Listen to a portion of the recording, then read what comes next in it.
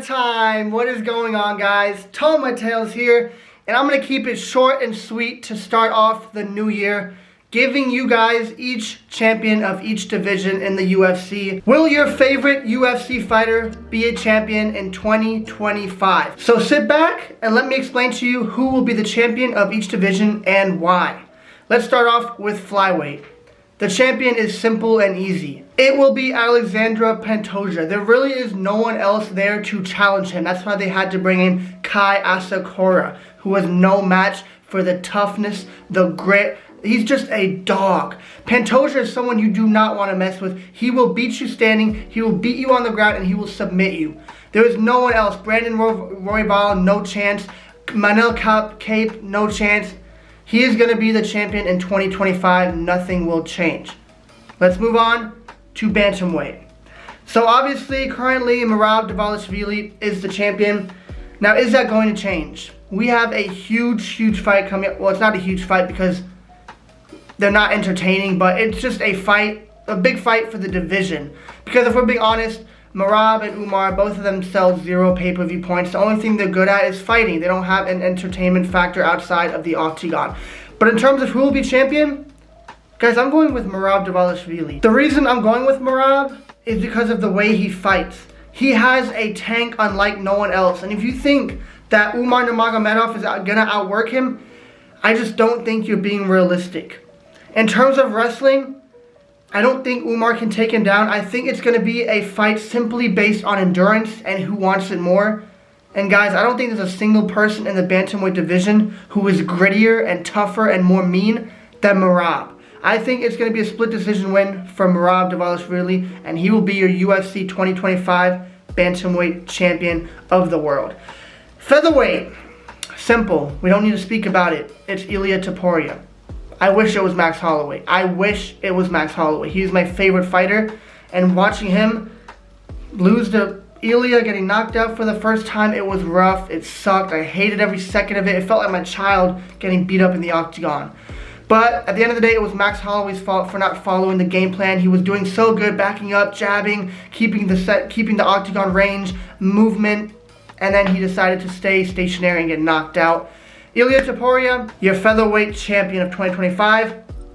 Lightweight, we're going to go with the overrated Islam Makhachev. I say it in every video, Islam is overrated because he is no Khabib. He is no dominant champion that wins every fight in dominant fashion. He couldn't even take down a 145-pound Volkanovski. He couldn't even hold down a washed-up Dustin Poirier. But who is in the 155-pound division? No one. Let's just take a look. I know he's fighting Arman Tsarukyan. Arman is just a shittier version of Islam Makhachev. Arman lost to Gamrot 2 years ago, and everyone's hyping up this big fight, Arman versus Makhachev. This is not a big fight. It is just two fighters who are the best at their division because there's no one else. If Khabib was in this division, he would take Islam to school. He would take him down and drown him. And so, with nothing being left, Charles Oliveira is washed up. He's not going to do anything else in his career becoming a champion-wise. So there's no one else. Dustin Poirier, Justin Gaethje. Who's going to contend? Michael Chandler? The lightweight division is full of washed-up fighters, and that's why Islam Makhachev is a champion, going up against Arman Tsarukyan. So let's move on to welterweight. This one can stir some controversy because Belal Muhammad is a champion, but you do have Shavkat Rakhmonov right behind him in the trenches waiting for the belt. Is Shavkat going to win? Is Shavkat going to beat Belal? What do you guys think? He's not. He's not going to beat Belal Muhammad. Let me tell you exactly why.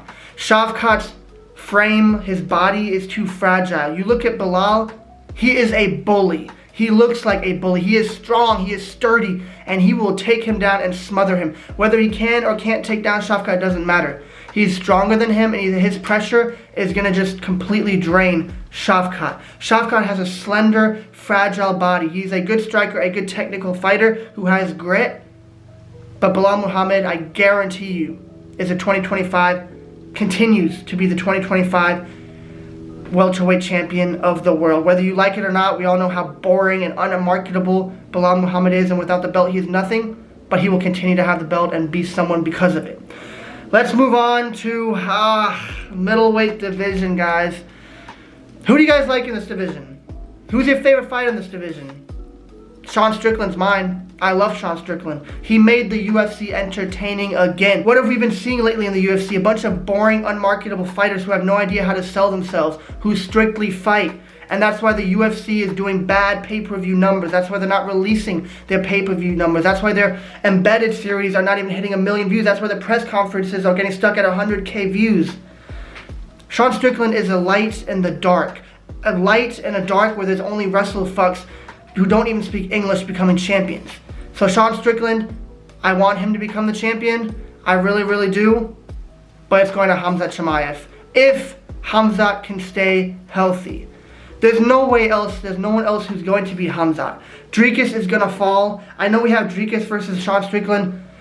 If we're being honest with ourselves, that's just a #1 contender fight, guys. You need to understand there is no one and nothing that can stop these wrestling fucks like Khamzat, like Merab, like Umar, like name anyone else that's a wrestling fuck. No one can stop them besides another wrestling fuck, which is exactly what we're going to see between Merab and Umar. But when they do go at it and go at each other, it's going to be a boring fight because it's two unmarketable fighters. There is no more fun left in the UFC. As soon as a potential star comes along like Sean O'Malley, a knockout artist, there's always going to be a wrestle fuck to take him out before he gets any hype to become a superstar. So in terms of the middleweight champion, it's Khamzat Chimaev. But it's not that bad because at least he's entertaining, more entertaining than most of the other wrestle fucks in the UFC. Let's move on to light heavyweight. This one is very tricky and I've thought about it long. Alex Pereira is my favorite fighter in the UFC and I love him. He makes the UFC great. Why? How can Alex Pereira, who doesn't even speak English, become the #1 seller in the UFC store of 2024? This man doesn't speak English. This man just joined the UFC. He hasn't been doing martial arts for that long. And all these other wrestle fucks, Islam, Merab, Umar, Magomed Ankalaev, all these people, Shavkat, why can't they do any of the numbers Alex is doing? Because they're boring. There's no excuse that they don't speak English because Alex doesn't either, but he's still getting it done. He's making skits. He's going on Twitter. He's filling the UFC with aura. And so he will be the light heavyweight champion in 2025. But because of his age, it will be his last year, sadly. So enjoy the last good year we have in the light heavyweight division. Because who's going to become champion? Magomed Ankalaev. It's going to be a tough year for 2025, guys. It really is. And it's going to keep going if we don't find a cure for this wrestle fuck style that is dominating. Let's move on to heavyweight. Is Tom Aspinall going to be the new UFC heavyweight champion? No. He is not going to be the new heavyweight champion because Tom Aspinall is a nobody. He is a overhyped heavyweight fighter with no aura, no care for him besides UK fans. The only people who care about Tom Aspinall are UK fans. The only way Tom Aspinall knows how to gain any kind of momentum, any kind of hype within the fan base is by being annoying. Jon Jones versus Tom Aspinall will happen in 2025, and it will be a big hyped up fight. Not because of Tom Aspinall. The only people who care about Tom Aspinall are UK fans. The reason why this will be a hyped up fight is just because people want to see Jon Jones lose. People want to see someone to actually challenge him. And that is Tom Aspinall. Because despite him having a dry, weird, annoying personality and having no aura, he's going to give Jon Jones a good fight. But within the 3rd to 4th round, Jon Jones is going to smother him, take him down, and Tom Aspinall will not have the experience, the Rough Rider energy that Jon Jones has to withstand him. And Jon Jones will beat him. And all of you people will say, oh my God, Jon Jones really is that fighter. I was so dumb to think Tom Aspinall could beat him. And then Jon Jones will retire the GOAT. Maybe within the later end of the year, someone will take Jon Jones' belt because he will retire. But Jon Jones is beating Tom Aspinall and leaving the heavyweight division in shambles. Because who's going to become the champion then? Your little Tom Aspinall hyped up fighter you only like because he's supposed to be Jon Jones? He's going to lose. And then he can have the belt maybe, but he'll always be a loser and always be second best. So Jon Jones is the champion of the heavyweight division, and with that, you have all the predictions, and they are going to stand, and I'll prove you right when it all happens how I say it will happen. Hope you guys enjoyed the video. Happy New Year, stay safe, and peace out.